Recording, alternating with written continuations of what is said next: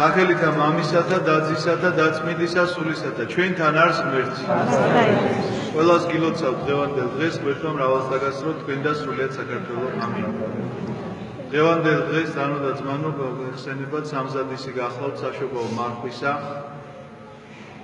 საშობაო მარხვა ცოტა მოგვიანებით დაწესებული მარხვა, პირველად მოციქულდებთან, ხოლო ჩვენ საღდგომო მარხვას და ოთხშაბათს და პარასკევს ვხვდებით, მაგრამ ამის შემდგომ უკვე რაღაცა გარკვეული დროის განმავლობაში ეკლესია როცა ყალიბდებოდა, მას რაღაცა სტრუქტურული ფორმები ეძლეოდა, იქმნებოდა მსახურების ფორმები, იქმნებოდა სამონასტრო, ეს რაღაცა საუკუნეების განმავლობაში არ გეგონოთ, რომ რაღაცა ერთ დღეში ვიღაცა დაждდა და იურიდიული კანონები შექმნა და თქვა, რომ თქვა ესე წופრი იქნება და ესე ცისკარი და ესე ჩაატარებთ ამას ყველაფერს. არა, ამას რა თქმა უნდა გარკვეული დრო სჭირდებოდა.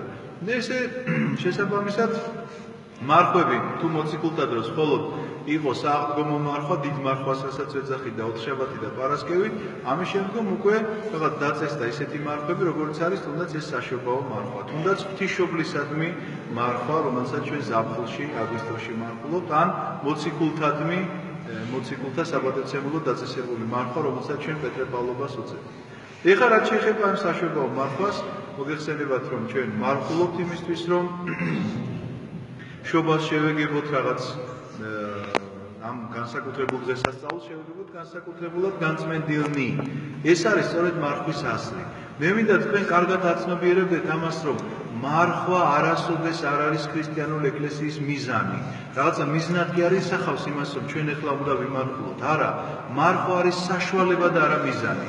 მარხვისკენ კი არ მივდივართ ჩვენ, მარხვის საშუალებით მივდივართ რაღაცისკენ. და აი ამის სწორად გაცნობიერება მინდა თქვენ გქონდეთ თქვენს გონებაში გამოძებულად, იმიტომ რომ როდესაც მარხვის შესახებ არასწორი ინფორმაცია გაქვს, შენი გონება სულ სხვა რაიმეს კარნახობს და ხშირად გონია, რომ მარხვა მხოლოდ გასტრონომიული პროცესია. ამ დროს საერთოდ არ უკავშირდება ეს გასტრონომიას, იმიტომ რომ არის ადამიანი, რომელსაც ფიზიკურად რაღაცა შეიძლება არ შეეძლოს, ავტყოფობა კონდეს, რაღაცა ნაკლი კონდეს, ან მოგზაურობაში იმყოფებოდეს და ჭამდეს ყველაფერს აბსოლუტურად, მაგრამ იყოს მარხვაზე. ასე რომ გასტრონომია ყველაზე უფრო მეორე ხარისხოვანი კი არა, მეათე ხარისხოვანია მარხვაში. მარხვაში სხვა რამ გახლავთ მნიშვნელოვანი. და რა არის ეს მნიშვნელოვანი? აი მართლა როგორ შეიძლება ესე დაამთხვიო, საუკეთესო შეხვედრა მოხდა დღევანდელი სახარებისა, თუ რა არის ყველაზე მნიშვნელოვანი.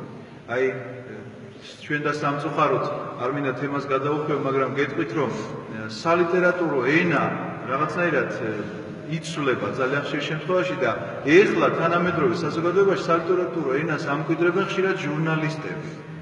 და ესე ლაპარაკობენ, რომ აი სადღაცას რომ ინტერვიუს იღებს, სადღაცას რა იყო თქვენი ძირითადი მესიჯი, რაღაცა ეს მახსენდა კაცო ეს მესიჯი რო არ თქვა და გზავნილი თქვი ბოლოს და ბოლოს, მაგრამ ხო შეიძლება სხვა სიტყვითაც შეცვალო, აუცილებლად რაღაცა კალკირება ხდება ხოლმე უცხოური სიტყვებიდან და არ მომწონს ეს ამბავი, მაგრამ თუმცა რას ვიზამთ. მაგრამ ეს სხვა თემაა. რა იყო დღევანდელი სახარების ძირითადი მესიჯი კი არა გზავნილი, აი ამ მარხვასთან დაკავშირებით. ნამდვილად რაღაცა გზავნილი იყო, ნამდვილად რაღაცა თითოეულს მოგვიწოდა იმისთვის თუ რა უნდა გავაკეთოთ ამ მარხვაში. მე ჯერ მოგიყვებით ამ სახარებას და მერე კვლავ დავუბრუნდები ამ თემას.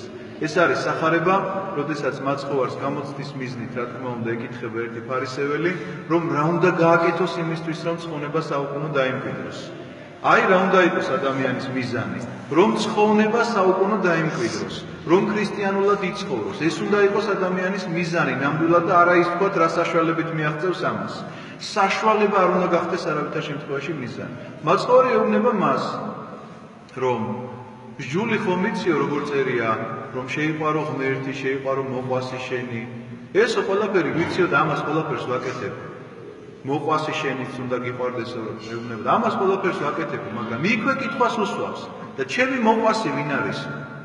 და მაცხოვარი ამ შეკითხვაზე პასუხობს იგავით, რომ ერთი ადამიანი, რომელიც იერუსალიმიდან გადამოვიდოდა იერიქონით, მას თავს დაესხნენ ავაზაკები, დაჭრეს ეს ადამიანი და დააგდეს გაძარცვული გზაზე და დატოვეს ესე. გამოიარა ერთმა მღვდელმა, ვერაფერი ვერ უშველა და გზა გააგრძელა. გამოიარა ლევიტელმა, რომელიც ასევე ეკლესიის მსახურია, ვერაფერი ვერ უშველა და გზა გააგრძელა და გამოიარა სამარიტელმა, რომელიც სამარიტელიც არის რელიგიურად, ეროვნულად, ყველანაირად აღრეული ადამიანი. და ეს სამარიტელი, აი, დღევანდელ დღეს არც ვიცი რა შევადარო. იმდენად შეურაცხყოფელი სიტყვა იყო მაშინდელი ებრაელისთვის, შენ ხარ სამარიტელიო, რო გეთქვა, ნუ აი რა გითხრა, ქართველ კაცო, დედაში აგინო, ალბათ შეიძლება ესე არ ეწყინოს, ისე როგორც მათთვის საწყენი იყო, რომ შენ ხარ სამარიტელიო ებრაელი ადამიანისთვის გეთქვა. გამოივლის სამარიტელი, რომელიც ღვინითა და ზეთით მობანს მას თავის წლულებს, შესვავს თავის სახედარზე, წაიყვანს უახლოეს სასტუმროში. იქ დააბინავებს და სასტუმროს უფროს ეტყვის, რომ აი 2 დრაქმას გიტოვებო და ამაზე მეტი თუ დაგეხარჯება ჩემს მოსვლამდე, მე უკან რომ დავბრუნდები კვლავ ავანაზღაურებ ამას. და ეკითხება, როგორ ფიქრობ, ვინ არის ამ ადამიანის მოყვასი? მან რომელმაც ეს მოწყალება გააკეთა, ხო და შენც ასე იცხოვრე. და ამიტომაც მომივიდა თავში ეს აზრად, აქ რომ გამოვედი, ახლა მართალი გითხრათ, ამაზე არ მიფიქრი აქამდე, რომ დღევანდელი სახარება არის სწორედ გზავნილი შენი მარხვისა. თუ რა უნდა გააკეთო და რატომ გეტყვით, რა იგავია ეს იგავი? ეს გახლავთ სიმბოლურად ძალიან მნიშვნელოვანი იგავი, იმიტომ რომ ვინც ესწრებით ხოლმე ჩვენ შეკრებებს ძველი აღთქმის განმარტებების დროს, მე გითხარით, იერუსალიმში საიდანაც არ უნდა მიდიოდეს ადამიანი, წმინდა წერილში ყოველთვის ესე იგულისხმება, იერუსალიმში ასვლა. მიუხედავად იმისა, რომ შეიძლება თვითონ ზემოდან მოდიოდეს. ჩრდილოეთიდან მოდის, სამხრეთიდან თუ აღმოსავლეთიდან მნიშვნელობა არ აქვს. იერუსალიმში იგულის ყოველთვის ასე ამბობენ, რომ იერუსალიმში ავდივარ და იერუსალიმიდან გადმოვდივარ, ანუ ჩამოვდივარ. ყოველთვის ესე იგულისხმება. აქაც ზუსტად ამ სიტყვით არის ნახმარი, რომ ჩავიდოდა იერუსალიმიდან იერიქონში. იერიქონი იცით რა ქალაქია? ეს არის ქალაქი, რომელიც უნდა გაევლოს ებრაელ ხალხს, როდესაც ისინი ეგვიპტელთა თაობიდან მოდიოდნენ. და იერიქონი უნდა აეღოს, სხვანაირად ვერ შევიდოდნენ ისინი ვერ დამკვიდრდებოდნენ აღთქმულ ქვეყანაზე. და როგორ აიღეს იერიქონი? ძალიან საინტერესო ისტორია აქვს. ეს იყო უმაგრესი ქალაქი, ძალიან მკვიდრი ნაშენი გარშემო, ესე იგი, გალავნით, რომელსაც ვერაფერს ვერ დააკლებდნენ და 7 დღის განმავლობაში დადიოდნენ ებრაელები და საყვირებს უბერავდნენ. ეს იყო წმინდა საყვირები, რიტუალია მათთვის საყვირების ჩაბერვა, საეკლესიო მსახურების ტოლფასი. ამ საყვირებს უბერავდნენ, ყოველ დღე შემოუვლიდნენ და უბერავდნენ ამ საყვირებს. და იერიქონის ცხოვრებლები ხა როგორ დასცინოდნენ, თქვენ ხო წარმოგიდგენთ, რომ დადიან გიჟებივით ესე და საყვირებს უბერავდნენ. მე-7 დღეს ჩამოიქცა ეს კედლები საყვირების ჩაბერვის დროს. და იცით რისი სიმბოლო გახლავთ ეს? იერიქონი ცოდვის სიმბოლოა, უკიდურესად დაცემული ცოდვის სიმბოლოა და საყვირი ქადაგებისა. ყველანაირი ცოდვა შეიძლება ქადაგებით, სწავლებით ადამიანმა გამოასწორებინოს სხვა ადამიანს. ისევ როგორც დაიქცა იერიქონის კედლები, ესევე შეიძლება დაიქცეს შენი ქადაგებით. შენი ქადაგებით არა იმით, რომ რაღაცას აუცილებლად ლაპარაკობდი, არამედ შენი ცხოვრების წესით შეიძლება შენ შეცვალო სხვა ადამიანის ბედი, სხვა ადამიანი წარმართო უკეთესი ცხოვრებისაკენ. ასე რომ ეს უპირველესი გზავნილი რაც მინდოდა მეთქვა თქვენთვის მარხვაში, რომ ესე უნდა დააქციოთ იერიქონის კედლები, არა ხმლით, არა ლოცვა-წყორცნი მანქანებით და სხვა საშუალებებით, ტანკებით და იარაღით, არამედ თქვენი ცხოვრების წესით და თქვენი ცხოვრების ქადაგებით. და იერიქონზე წარმოთქვა ის უნავესმა, ვინც წინ უძღოდა ამ ჯარს იერიქონის ასაღებად, წყევლა, რომ ეს ქალაქი არ უნდა აღდგეს. თუმცა კი აღადგინეს მაინც ეს ქალაქი და ცხოვრობდნენ იქ ადამიანები და იქ სხვა ისტორიაა, მაგრამ ჩვენ დავუბრუნდეთ ჩვენს იგავს, რომ იერუსალიმიდან იერიქონში მიდისო. ეს იცით რას ნიშნავს? ადამიანზეა ეს იგავი სინამდვილეში, მთელ კაცობრიობაზეა. ადამი, რომელიც შეცდა იერუსალიმი როგორც ცათასასუფეველი, დაეცა ცათასასუფეველიდან გადმოვარდა და იერიქონში მიდის, ან უკიდურეს წარწმენაში მიდის, იმ წყევლაში მიდის, რომელიც წყევლაც არის წარმოთქმული, რომ აქაურობას არაფერი არ ეშველება. და რა თქმა უნდა, მას გზაზე ყაჩაღები დახვდებიან და მოსწლავენ და დაჭრილია და დაწყურლებულია და გაუბედურებულია. და ვერ შველის მას მღვდელი. რატომ ვერ შველის მას მღვდელი? ცით რა საინტერესო ამბავია ესეც, რომ ძველი აღთქმის ეკლესია იყო მხოლოდ კანონები. აი კანონი იყო მოცემული და რა არის კანონი? ჩვენ პავლე მოციქული ვეუბნება. მოციქულები გვასწავლია ზოგადად ამას, რომ რატომ მოგვეცა კანონი? ესა რაღაცა გარკვეული აღვირი, რომლითაც შეიძლება, როდესაც ვხედარე ხარ, მართო შენი სახედარი. მაგრამ ამავდროულად ეს არის სარკე. სარკეა და შიგნით იყურები და შენს თავს ხედავ ზუსტად. როდესაც კანონები იცი, შენ იცი რომ ამ კანონებს არ ღვევ. ამიტომ არის ეს შენთვის სარკე. ამიტომ შენ იმის იმედად კი არა ხარ რომ მოდესმე ამ კანონებს შეასრულებ, არამედ იმის იმედად ხარ რომ მიუხედავად იმისა, რომ ცდელობა გაქვს და ამ კანონებს ვერ ასრულებ, იცი რომ შენი მშველელი და მხსნელი ერთადერთი არის იესო ქრისტე. სხვა ვერავინ ვერ გიშველეს, იმიტომ რომ არ არსებობს ადამიანი, რომელიც სრულყოფილად შეასრულებს ამ კანონებს. ამიტომაც მღვდელი, რომელიც იქ ჩაივლის და თავს გადააქნევს სინანულით, რომ ვიღაცა ცუდად არის. შეიძლება ძალიან წუნდა რომ უშველოს, მაგრამ ვერაფრით ვერ უშველეს. ძველი აღთქმის ეკლესიას არ ქონდა ამისი ხელმწიფება, სანამ არ მოვიდა მხსნელი და საკუთარი სისხლით არ გამოიხსნა კაცობრიობა ცოდვის ტყვეობისაგან.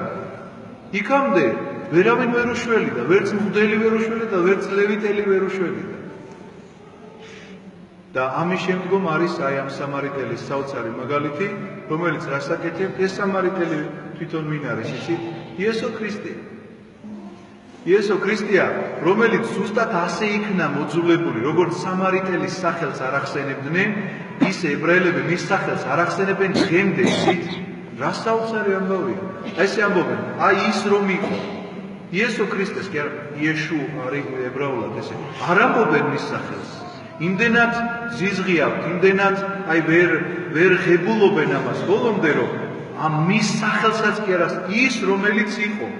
ის რომელიც იყო და ერთი ძალიან საინტერესო ამბავი ვნახე ძალიან შემთხვევით სრულიად ინტერნეტ სივრცეში, რომ იყო 2000 წლის იუბილე ქრისტეს დაბადებიდან 2000 წელი რომ შესულდა, რაღაც ძალიან დიდ ტურისტულ იმებს ელოდებოდნენ